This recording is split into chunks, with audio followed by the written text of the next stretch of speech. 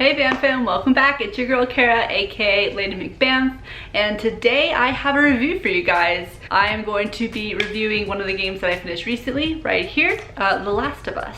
Yeah, I didn't actually know what to expect going into the game, to be honest, or the story. I didn't even know it was horror. And it's absolutely terrifying. The story is probably the best part of this game. I know I'm not the only person who thinks that. Anyone who's played the game will just gush and gush and gush about the story. The game is a present-day pandemic where a virus infects humanity and turns them into these monsters called clickers, which are basically zombies.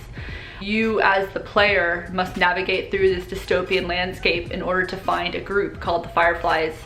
So let's talk about the story. The beginning was really cool. It's intense.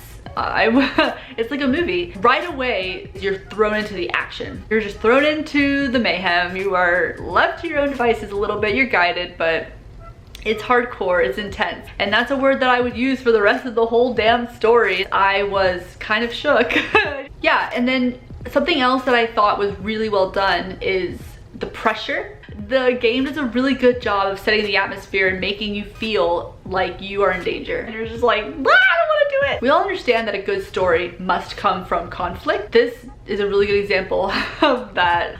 So the next thing I want to talk about is the gameplay. I really liked how it was spiced up. We have the first person shooter, which is the main part of gameplay. We have sections where you need to use stealth. We have sections where you have intense melee conflicts with people. There's one part of the game even where your character finds this semi-automatic weapon. You can basically shoot the crap out of all of these clickers and zombies, and it's really fun. It's really nice to have a video game where you're not constantly playing the same type of gameplay. All of it together was a really good medley of diversity, which I thought kept it fresh. But let's talk about the weapon system. So the main character, Joel, has a backpack, and at the beginning of the game, you only get 1 or 2 guns. Throughout the game, you pick up more weapons, and then you get to use those weapons. I really liked this part of the game. You have to scavenge for your own supplies. When you find materials in the world, you have to collect them and you have to build weapons. You have nail bombs, you have bats with nails at the end, you have a scythe where you can like slice someone's throat, you know? And all of those have different uses and purposes throughout the game that you kind of have to learn how to use, and you have to know how to strategize, which is my favorite part, and it was A+. Let's talk about the visuals really quickly. The design of the clickers is phenomenal. I'll put a couple images and clips here for you guys to take a look at, but just take a look at their heads, at the spores growing out of their bodies. It was so terrifying. There are 2 moments in the game that I really want to talk about. The first one is when you're underground in the train station, and it's the first time that you've entered into a nest of clickers, if you will. I was afraid. My heart was pounding. I think I tried to beat it 15 to 20 times, and it was hard. It was hard, but not just because of the gameplay.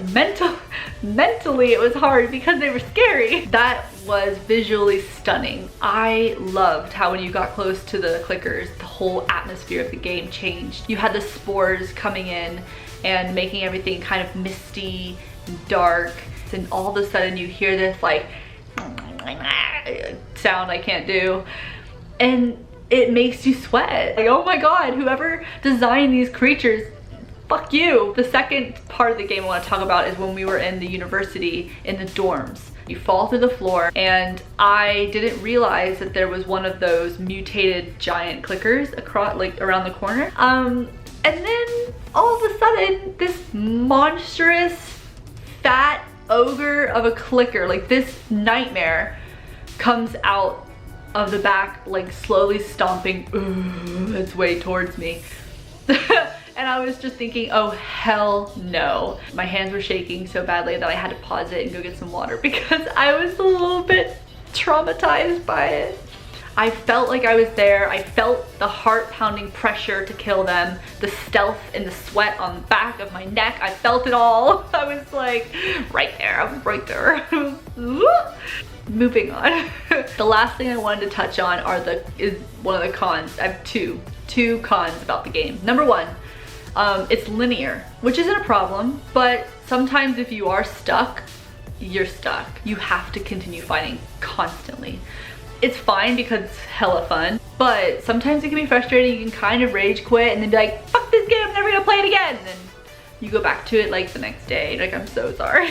But not that big of a deal. The thing that was the most annoying, my biggest qualm with this damn game, is I think I experienced a glitch. So about 20% into the game, I lost my pistol. It was hit out of my hand during a fight. I didn't realize it until I was already 2 or 3 scenes progressed, and then realized I didn't have my pistol in my backpack. I even went to one of those desks where you can level up your weaponry. It wasn't there. And I googled it, and it turns out that this does happen. Sometimes you can lose a weapon, which I didn't know was even possible. So I went, I think 40% of this game with no pistol. Why is it so hard? Where's my damn pistol? Yeah, eventually I did get it back. One of the times I went to go level up my weaponry, it was there. I was like, where have you been? Like, where have you been? But she returned home, so it's okay. I lived. Barely. Yeah, that's all I really wanted to talk about this game. The story was fantastic. The character design was a little bit too good. If I had to give this video game a rating, it would be an A+. I needed to beat it. It wasn't a question of if I want to beat it. I needed to beat it. And I cannot wait for the next one to come out. I can't wait. I can't wait. I'm so mad that it got pushed back. I understand why. Safety first, but like, can we get that game, please? Yeah, so anyways, thank you guys so much for watching. I hope to see you in my next video game review. It'll be over Spider-Man. All right, see you guys later. Bye!